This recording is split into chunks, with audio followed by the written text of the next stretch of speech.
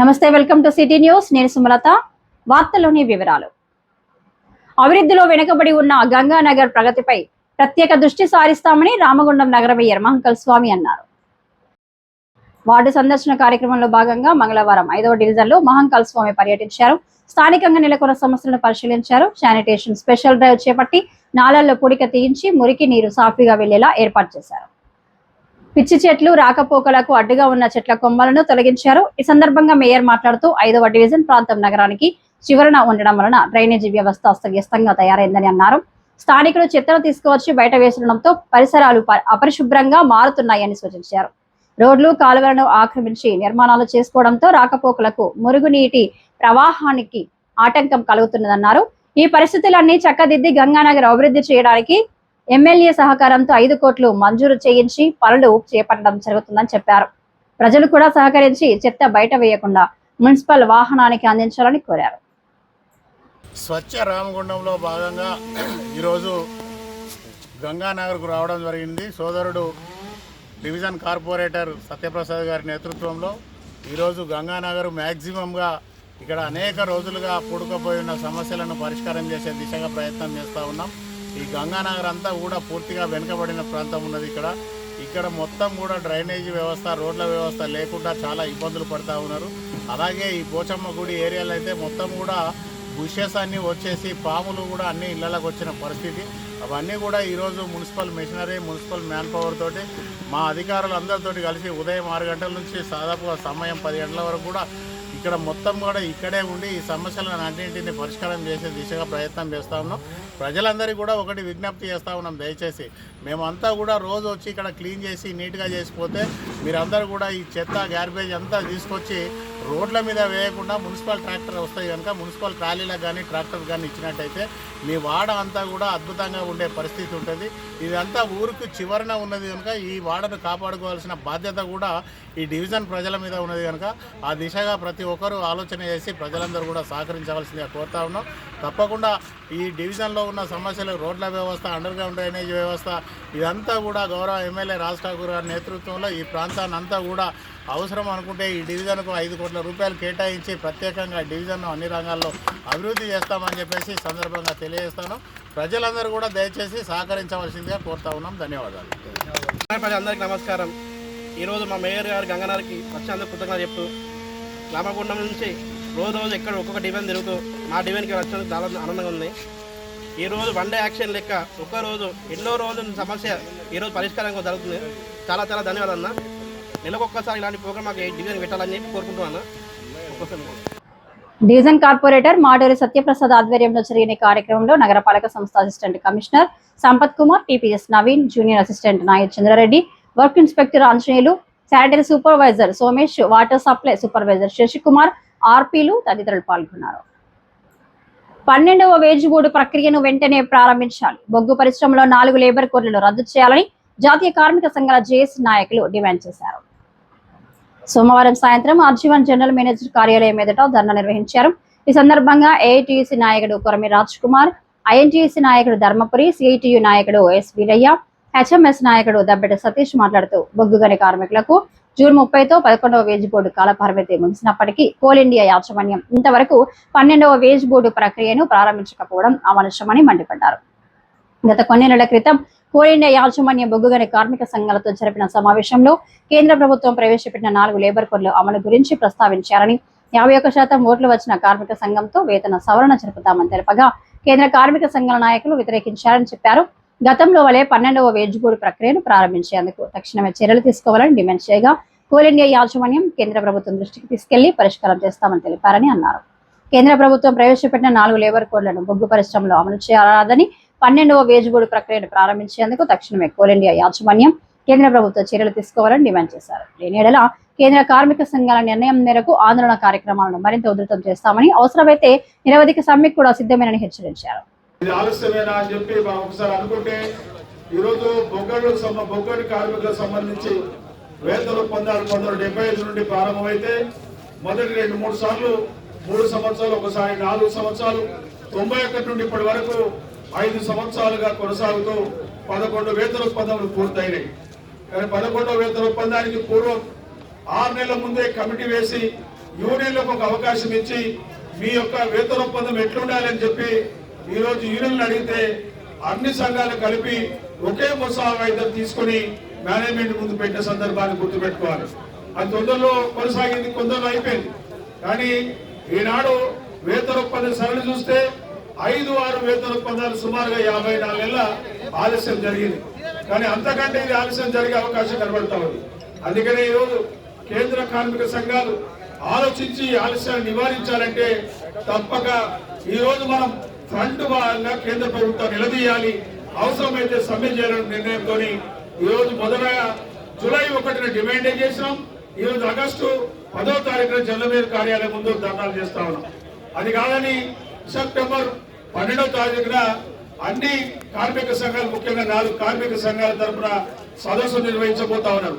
దాంట్లో బిఎంఎస్ కూడా రమ్మని చెప్తా ఉన్నారు. ఎందుకంటే 5 జాతీయ కార్మిక సంఘాలు కార్మిక వేతన ఒప్పందం మీద కొట్లాడాల్సిన ఈ పరిస్థితిలో బిఎంఎస్ దూరంగా ఉండడానికి కారణం ఏంటి? అసలు ఎందుకు దూరంగా అంటే నేను వాళ్ళ సంఘ నాయకులను అడిగిన, అయ్యా మీరెందుకు దూరంగా ఉంటున్నారంటే వాళ్ళు ఏంటంటే మీరు అందరు కలిసి మా మోడీని తిడతారంటా ఉన్నారు. మరి మోడీ ఎవరు తప్పు చేస్తే వాళ్ళు తిడతారు కదా. అయినా రాజకీయాలకు కార్మిక సంఘాలకు మీకేమి ఈ పొత్తుంటే మరి చెప్పారు కదా అంటే వాళ్ళు సపోర్ట్ చేసే పరిస్థితి లేదు. అయినా ఈరోజు ఆ యొక్క సదస్సుకు వాళ్ళకు కూడా రమ్మని చెప్తా ఉన్నాం. ఆ సదస్సుకు ప్రధానమైన కారణం ఏంటంటే ఆ సదస్సులో పాల్గొనే నాయకులందరూ ఒక నిర్ణయం చేయబోతా ఉన్నారు. అంటే బొగ్గడి కార్మిక సంఘానికి సంబంధించి ఏదైతే ప్రభుత్వం పెడచెవిన పెడితే వినకపోతే రాబోయే రోజుల్లో మరి 3 రోజుల సమ్మెన లేకపోతే నిరవధిక సమ్మెన ఈ బొగ్గడి కార్మికులు చేయడానికి ఒక పిలుపు ఇవ్వబోతా ఉన్నారు. ఏపీ జనుక కానీ ఈ జనుకోలు సింగరేణి బొగ్గును తీసుకునే ఒక పరిస్థితి ఉండే, ఈనాడు కోలీడే నుండి వాళ్ళు తీసుకునే పరిస్థితి వచ్చింది. కొన్ని రోజులైతే ప్రైవేట్ వాళ్ళే అమ్మే పరిస్థితి వస్తుంది. అందుకనే మనం కూడా తస్మాత్ జాగ్రత్తగా ఉండి కార్మిక సంఘాలు ముఖ్యంగా పిలిపించే దాంట్లో భాగస్వాములు కావాలి. ఇలా 5 జాతీయ కార్మిక సంఘాలు అవసరమైతే మిగతా సంఘాలు కూడా పిలుద్దాం. ఎందుకంటే సమస్య పరిష్కారం కావాలంటే మనం సింగిల్ గా ఉండే అవకాశం లేదు. అందుకని ఈ విధమైన ఆలోచన చేసి మనం ధర్నా లేకపోతే సమ్మెలు ఎందుకు చేస్తామంటే మన సమస్యల పరిష్కారం. మనం ముందు మొన్ననే చూసినాం, కాక్రోచ్ జనతా పార్టీ విద్యార్థులు నిజంగా భారతదేశంలోని బీజేపీ ప్రభుత్వం మెడలు వంచిన ఏదైనా వాళ్ళకు ఉన్నది అంటే ఆ క్రెడిట్ బీజేపీ పార్టీకి వచ్చింది. ఎందుకంటే 12 సంవత్సరాలు ఈ యొక్క భారతదేశంలో రైతులను, కార్మిక సంఘాలని, విద్యార్థులని, ప్రజలందరినీ అనికోసపెట్టిన కేంద్ర బీజేపీ ప్రభుత్వం ఈ రోజు ఒక భయానికి గురైంది. ఇదే మోకగా ఇదే అదునుగా మనం కూడా ఒక పోరాటానికి మనం పిలిపించి ఈ రోజు ఈ కేంద్ర ప్రభుత్వం ఏదైతే భయం ఉందో ఆ భయం పడే విధంగా త్వరలో 12వ వేతన ఒప్పందం సాధనే మన ధ్యేయంగా పనిచేయాల్సిందిగా కోరుతూ వేతన సవరణ కోసం ఎదురు చూస్తున్న సమయంలో దేశాన్ని పరిపాలిస్తున్నటువంటి మోడీ ప్రభుత్వం సింగరేణి అస్తిత్వాన్ని ప్రశ్నించే పరిస్థితికి వస్తా ఉంది. సింగరేణి తెలంగాణలో బొగ్గుందవ్వే హక్కు సింగరేణిది అని చెప్తున్నాం మనం. సింగరేణి లేకుండా తెలంగాణ లేదు, తెలంగాణ లేకుండా సింగరేణి లేదు. అది సింగరేణి చరిత్ర. అట్లాంటిది మోడీ ప్రభుత్వం వచ్చిన తర్వాత తెలంగాణలో ఉన్న బొగ్గు బ్లాకులన్నీ సింగరేణి తవ్వడం అనేటువంటి సహజమైన హక్కును కాలరాచి వేలం పాటలో కొనుక్కోమని చెప్పేసి, వేలం పాడుకోమని చెప్పేసి కొత్త చట్టం తెచ్చిందో ఇది బాధాకరమైనటువంటి విషయం. యూనియన్ గవర్నమెంట్ లో బొగ్గు శాఖ మంత్రిగా తెలంగాణ నుంచే ఉన్నాడు. ఇక్కడి నుంచి ఎంపీగా ఎన్నికైన కిషన్ రెడ్డి బొగ్గు మంత్రి అయింది కాబట్టి కనీసం ఈ సింగరేణి కోసం నిలబడతాడని జనం సహజంగా ఆశిస్తారు, సింగరేణి కార్మికులు ఆశిస్తారు.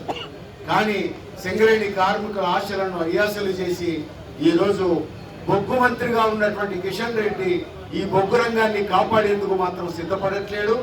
పైగా ఇప్పుడు ఏం చేస్తున్నాడు, సింగరేణి కొట్లాడి బిడ్లు వేసి పోటీలో తట్టుకొని సంపాదించుకున్నాయి. ఈ చట్టం రాకముందే అలాట్ అయినాయి, వాటన్నింటిని పట్టుకొచ్చి పోటీ అవసరం లేకుండా, బిడ్లో పాల్గొనాల్సిన అవసరం లేకుండా మోడీ ప్రభుత్వం ఇప్పించిందని చెప్పి ప్రచారం చేసుకుంటున్నారు. ఇట్లాంటి తప్పుడు ప్రచారాలు, సిగ్గుమాలిన ప్రచారాలు పక్కన పెట్టండి. ఏమాత్రం చిత్తశుద్ధి ఉన్న సింగరేణిని కాపాడడానికి, అభివృద్ధి చేయడానికి ఇక్కడి నుంచి ఎన్నికైనటువంటి బీజేపీ ఎంపీలు, ఇక్కడి నుంచి బొగ్గు మంత్రిగా ఉన్న కిషన్ రెడ్డి చిత్తశుద్ధి ఉంటే పనిచేయాలి, లేకపోతే సర్దుకొని పోవాలి తప్ప ఈ పద్ధతుల్లో తప్పుడు ప్రచారాలు చేయొద్దని హెచ్చరిక చేస్తున్నాం. ఇప్పుడు సింగరేణి కార్మికులంతా ఎదురు చూస్తున్నది వేతన సవరణ కోసం. నీకేమాత్రం నిజాయితీ ఉన్నా, ఏమాత్రం చిత్తశుద్ధి ఉన్నా, మరి సింగరేణి కార్మికుల వేతన సవరణ గురించి నువ్వు మోడీ ప్రభుత్వాన్ని ఒప్పించి మెప్పించి తప్పనిసరిగా వేతన సవరణ తక్షణ అయ్యేటట్టు చూడాలి కదా. నీకు ఇక్కడ చరిత్రలో ఎప్పుడు లేనన్ని స్థానాలు బీజేపీకి ఎంపీ స్థానాలు ఇక్కడ గెలిచారు, ఎమ్మెల్యే స్థానాలు ఇక్కడ గెలిచారు. మరి తెలంగాణ ప్రజలు ఇన్ని అవకాశాలు ఇస్తే మరి తెలంగాణ ప్రజల తరఫున, సింగరేణి తరఫున ఇక్కడ ఉన్న సింగరేణిలో ఉన్న అన్ని యూనియన్ల ప్రతినిధులను తీసుకొని మరి ఢిల్లీకి తీసుకుపోయి ప్రధానమంత్రితో మాట్లాడించేటువంటి బాధ్యత మరి కిషన్ రెడ్డి తీసుకోవాలి కదా. అదేమి తీసుకోడు. అదేమి తీసుకోకుండా ఈ రోజు తమ రాజకీయ ప్రయోజనాలు తప్ప మరొకటి మాట్లాడేటువంటి పరిస్థితి లేదు. అందుకోసమే సింగరేణిలో ఈ రోజు ఉన్నటువంటి అన్ని యూనియన్లు ఒకే మాట ఒకే బాటగా నడవాల్సినటువంటి అవసరం ఉంది. సింగరేణి కార్మికుల వేతన సవరణ కోసం కొట్లాడాల్సిన అవసరం ఉంది. సింగరేణిలో సగానికి సగం కాంట్రాక్ట్ పద్ధతుల్లో, అవుట్ సోర్సింగ్ పద్ధతుల్లో నాన్ రెగ్యులర్ కార్మికులను పెట్టి ఈ రోజు శ్రమ దోపిడీ జరుగుతున్నది. ఒక ప్రైవేట్ కంపెనీల్లో ఎట్లా జరుగుతున్నదో ఒక పబ్లిక్ సెక్టార్ సింగరేణిలో కూడా అట్లా చేస్తా ఉన్నారు. ఆ దుస్థితి పోవాల్సినటువంటి అవసరం ఉన్నది. అందరూ సింగరేణి కార్మికులే, అందరికీ హక్కులు ఉండాలని చెప్పేసి మనం డిమాండ్ చేయాల్సిన అవసరం ఉంది. రేపు పర్మనెంట్ కార్మికుల వేతన సవరణ జరగాలంటే కాంట్రాక్ట్ కార్మికులు కూడా రంగంలోకి దిగాల్సిన అవసరం ఉంటుంది.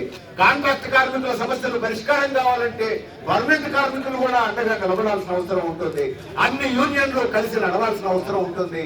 ఈ ఐక్యతను ప్రదర్శించవలసినటువంటి సమయం ఆసన్నమైంది. ముఖ్యంగా ఒక ముఖ్యమైన సందర్భంలో ఈ రోజు ఈ సభ భారతదేశంలో ఏదైతే మోడీ ప్రభుత్వం వచ్చిన తర్వాత 2014లో 2015లో ఎంఎండిఆర్ యాక్ట్ తీసుకొచ్చిండు. ఈ బొగ్గు గనులన్నీ ప్రైవేటు పరం చేయాలా, తనకు సంబంధించిన అనుయాయులైన అదానికి అంబానికి అమ్మాలనే ఉద్దేశంగా ఆ యాక్ట్ తీసుకొచ్చి ఆనాడు బలం లేక వీగిపోయింది. మళ్ళీ మొన్న రెండవసారి గెలిచిన తర్వాత దాన్ని మళ్ళీ బిల్లు పెట్టి రకరకాలుగా విధించి ఏమైనా ఈ పోయిన సంవత్సరం దాని బిల్లును ఆమోదింపజేసుకొని ఇవాళ కార్మికుల మెడ మీద కత్తి పెట్టిండు. నేను ఇప్పుడే రాజ్కుమార్ గారు చెప్పారు వాళ్ళ ప్రభుత్వం ఉన్నది, బిఎంఎస్ రాలేదని. నేను ఆ సోదరులు చెప్తా ఉన్నా, ఆనాడు ఏదైతే సింగరేణి కార్మికులకు సంబంధించిన వేజ్ బోర్డు విషయంలో కానీ ఇంకా అనేకమైన ప్రభుత్వ రంగ సంస్థల విషయంలో కానీ మా గవర్నమెంట్ కాంగ్రెస్ ప్రభుత్వం మన్మోహన్ సింగ్ ప్రధానమంత్రి ఉన్నప్పుడు కూడా 1,00,000 మందితో జంతర్ మంతర్ దగ్గర ధర్నా చేసినాం. నిన్నగాక మొన్న ఏదైతే ఇక్కడ 27వ తారీఖు నాడు బొగ్గు బ్లాకుల విషయంలో కూడా రాష్ట్రంలో కాంగ్రెస్ ప్రభుత్వం ఉన్న కార్మికుల హక్కుల పరిరక్షణ కోసం, కార్మికుల యొక్క జీవన ప్రమాణాల కోసం, ఈ సంస్థ మనుగడ కోసం ఐఏటియుసి మా ప్రభుత్వం ఉన్న ధర్నా కార్యక్రమాలు 6 జిల్లాలలో 12 ఏరియాలలో ధర్నా చేసిన సంగతి కార్మిక వర్గం మర్చిపోవద్దు. ఇవాళ కూడా చెప్తా ఉన్నా, మనకన్నా ముందు రైతు చట్టాలు మారితే వాళ్ళు 700 మంది చనిపోయినా మొక్కవని ధైర్యంతో సంవత్సరం నరైనా ఢిల్లీలో ఉండి వాళ్ళు టీఆర్ గ్యాస్ పెట్టినా ఏం చేసినా హర్తాలు చేసినా వాళ్ళు విరోధంగా పోరాటం చేసి మూడు మెడలు వంచి 3 చట్టాలను నిర్వహింపజేసుకున్నారు. అదే స్ఫూర్తితోనే మన విద్యార్థులు మరి ధర్నా చూశారు జంతర్ మంతర్ దగ్గర. ఏదో మిలిటరీ పెట్టిండ్రు, పోలీసులు పెట్టిండ్రు, విపరీతమైన బాధలు పెట్టినా 3 మెడలు వంచిండ్రు. ఇవాళనే మోహన్ భగవత్ వాళ్ళ ఆర్ఎస్ఎస్ నాయకుడు, వాళ్ళ అధ్యక్షుడు మేము చేసింది తప్పే అని ఒప్పుకున్నాడు టీవీ సాక్షిగా. ఇవాళనే నేను లైవ్ చూసిన విద్యార్థులు చేసింది నిజమే, మా ప్రభుత్వం అర్థం చేసుకోలేదని. ఇవాళ సింగరేణి కార్మికులు చెప్తా ఉన్నా, సింగరేణి కార్మికులు అంటే చైతన్యవంతులు, చీకటి సూర్యులు, విప్లవాల చౌధులు.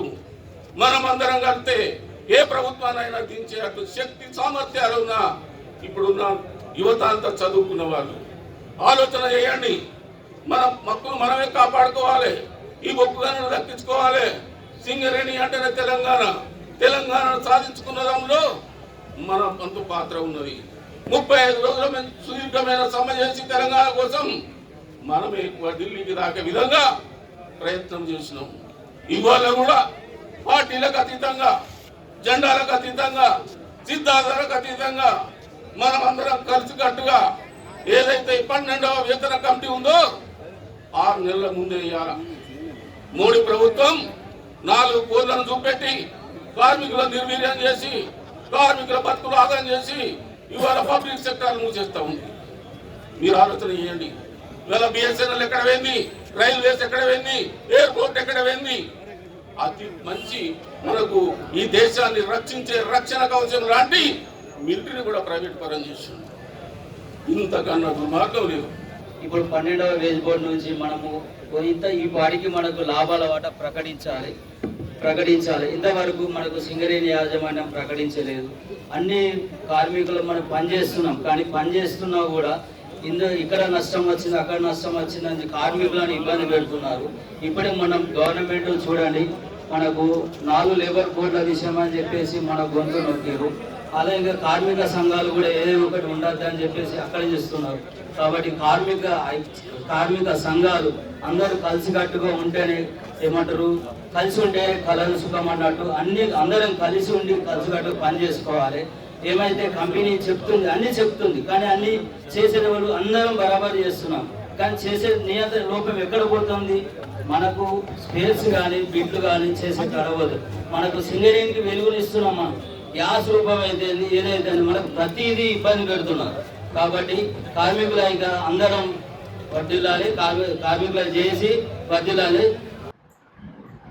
అనంతరం జాతీయ కార్మిక సంఘాల నాయకులు ఆర్జీవన్ జనరల్ మేనేజర్ వినతి పత్రం సమర్పించారు.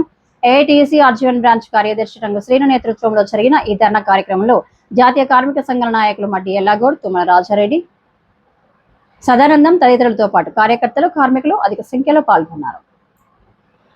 రాష్ట్రంలో అర్హులైన పేదలందరికీ ప్రభుత్వం కొత్త పెన్షన్లు మంజూరు చేయనుంది. చేయూత సామాజిక భద్రతా పెన్షన్ పథకం కింద నూతన పెన్షన్ల మంజూరుకు సంబంధించి విధి విధానాలను ప్రభుత్వం ఖరారు చేయడంతో అప్లికేషన్ల ప్రక్రియ ఊపందుకుంది. కొత్త పెన్షన్ల కోసం ప్రత్యేకంగా రూపొందించిన చేయూత వెబ్ పోర్టల్ మంగళవారం నుంచి పూర్తి స్థాయిలో అందుబాటులోకి రానుంది. ఈసారి చేయూత పథకంలో ఒంటరి మహిళలు, వితంతువులు, గీత కార్మికులు, చేనేత కార్మికులు, ఫైలేరియా బాధితులు, తలసేమియా వంటి రక్త సంబంధిత వ్యాధులతో బాధపడుతున్న వారు కూడా దరఖాస్తు చేసుకోవాలని నగర మేయర్ మహంకాళ స్వామి తెలిపారు. రామగుండం కార్పొరేషన్ పరిధిలోని అర్హులైన వారు మున్సిపల్ కార్యాలయంలో గాని సంబంధిత కార్పొరేటర్లకు గాని అప్లికేషన్లు ఇవ్వాలని సూచించారు. అధికారుల చేత పారదర్శకంగా ఎంక్వైరీ చేసిన అనంతరమే అర్హులైన వారికి పెన్షన్ ఇవ్వడం జరుగుతుందని అన్నారు. దళాలను నమ్మి ఎవరు మోసపోవద్దని మేయర్ సూచించారు. రామగుండం మున్సిపల్ కార్పొరేషన్ ప్రాంతంలో కొత్తగా పెన్షన్లు ఇవ్వాలని చెప్పేసి ఆలోచనతోటి ప్రభుత్వం నిర్ణయం తీసుకొని 15 ఆగస్టు నుంచి కొత్త పెన్షన్లు ఇచ్చేందుకు ఆలోచన చేసింది. దానిలో భాగంగానే కొత్తగా ఒక ఫార్ములా ఇచ్చి చేయుత పెన్షన్స్ ఇవ్వాలని చెప్పేసి ఆలోచన చేస్తూ ఉన్నది. దానికి వితంతు పెన్షన్, ఒంటరి మహిళ, అలాగే డిజేబుల్, దివ్యాంగులు, డయాలసిస్ వాళ్లకు, పైలేరియా వ్యాధులకు, చేనేత కార్మికులకు, అలాగే కల్లు గీత కార్మికులకు ఈ పెన్షన్స్ ఇవ్వాలని చెప్పేసి ఆలోచనతోటి ఈరోజు ప్రభుత్వం నిర్ణయం తీసుకోవడం జరిగింది. రామగుండం పారిశ్రామిక ప్రాంతంలో ఉన్న ప్రజలలో వీటికి సంబంధించి ఎవరైతే అర్హత కలిగిన వాళ్ళు ఉంటారో 4-5 రోజులలో మున్సిపల్ ఆఫీస్కి వచ్చి వాళ్ళ అప్లికేషన్స్ సమర్పించినట్టయితే వెంటనే వార్డ్ ఆఫీసర్ల ద్వారా మళ్ళీ అప్లికేషన్లను వెరిఫై చేయించి మీకు పెన్షన్లు ఇప్పించేందుకు రామగుండం మున్సిపల్ కార్పొరేషన్ నుంచి మేము అందరం కూడా సిద్ధంగా ఉన్నామని చెప్పేసి మీకు తెలియజేస్తూ ఉన్నాం. దీనికి సంబంధించి నేరుగా మున్సిపల్ ఆఫీసులో కలవచ్చు, లేదంటే సంబంధిత మీ కార్పొరేటర్ల దగ్గర కూడా కలవచ్చు. దీనికి సంబంధించి ఎట్లాంటి ఫైరవీలు కూడా ఉంటాయి. దయచేసి దీనికి అర్హత ఉన్న ప్రతి ఒక్కరు కూడా ఒక ఓల్డ్ ఏజ్ పెన్షన్స్ తప్ప మిగతా అన్ని రకాల పెన్షన్స్ ఇచ్చేందుకు ఈరోజు ప్రభుత్వం సిద్ధంగా ఉన్నది కనుక ఈ అవకాశాన్ని ప్రతి ఒక్కరు కూడా వినియోగించుకోవాల్సిందిగా కోరుతా ఉన్నాం. ధన్యవాదాలు. ఈ వార్తలు ఇంతటితో సమాప్తం. మరిన్ని విశేషాలతో మళ్ళీ కలుసుకుందాం. అంతవరకు సెలవు. నమస్కారం.